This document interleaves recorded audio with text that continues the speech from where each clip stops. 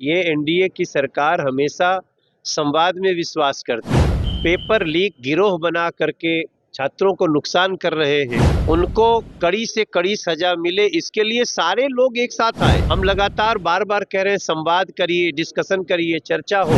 वो तख्ती लेके तो आते हैं लेकिन चर्चा करने से भाग जाते हैं। किसने पता किया? उसी मंत्री ने। किन लोगों ने सीबीआई इंक्वायरी की? उन्हीं ने।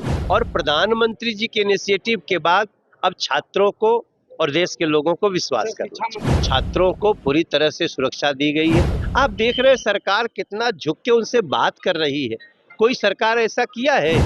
दूसरी सरकारों के समय आप मांग करने आते थे, मार मार के बरोबर कर देते थे। तो प्रधानमंत्री जी ने तो बहुत ही संवेदनशील और जवाबदेही वाला कदम उठाया है।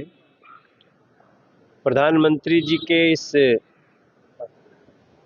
बयान को जो उन्होंने खुद अपने से रिकॉर्ड करके दिया, ये दिखाता है कि वो देश के छात्रों को कितना महत्व देते हैं, छात्र हितों को कितना महत्व देते हैं।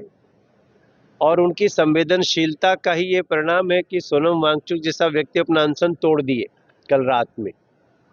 अभी बाकी भी जो लोग बैठे हुए हैं उन लोगों से भी हमारे मंत्रियों की बातचीत हो रही है। ये मोदी सरकार है, ये एनडीए की सरकार हमेशा संवाद में विश्वास करती है। और इस समय की सबसे बड़ी ज़रूरत है कि जो लोग पेपर लीक गिरोह बना करके छात्रों को नुकसान कर रहे हैं, उनको कड़ी से कड़ी सजा मिले, इसके लिए सारे लोग एक साथ आए।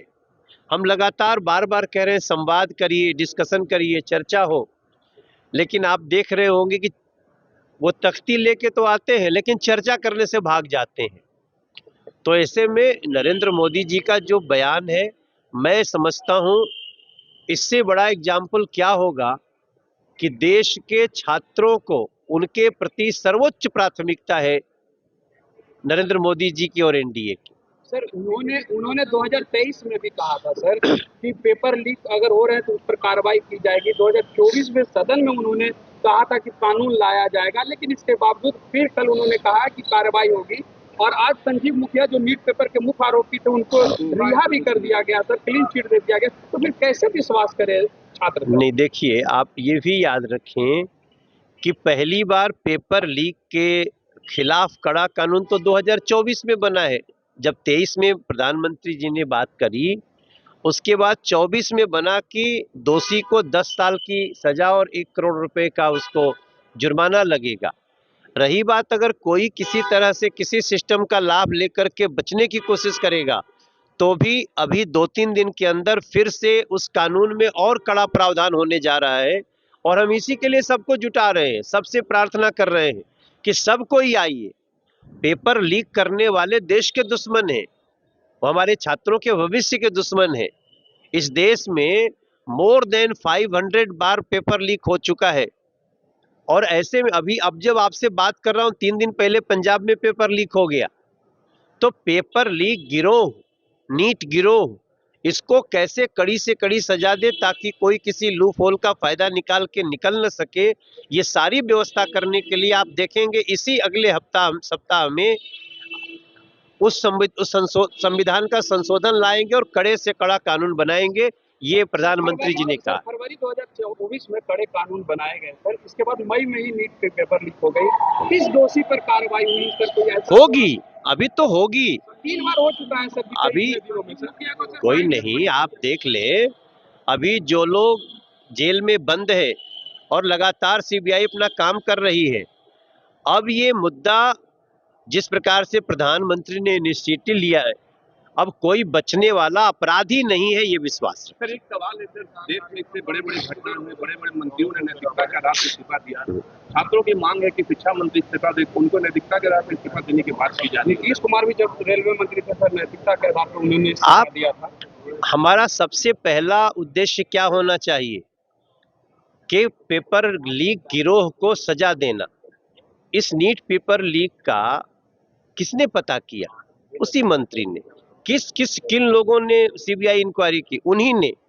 तो अभी सबसे बड़ा उद्देश्य है कि जो लोग अपराधी हैं उनको सजा दिया जाए।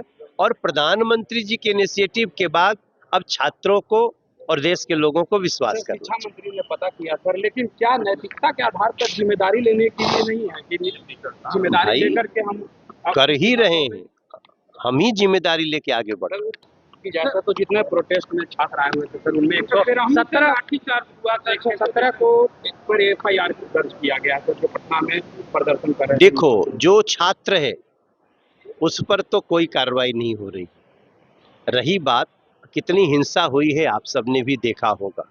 118 पुलिस वाले गिरफ्तार हैं, सर फटे हैं, कैसे कैसे लोग गाड़ियां तोड़ रहे हैं, सिविलियंस की गाड़ी तोड़ दिए।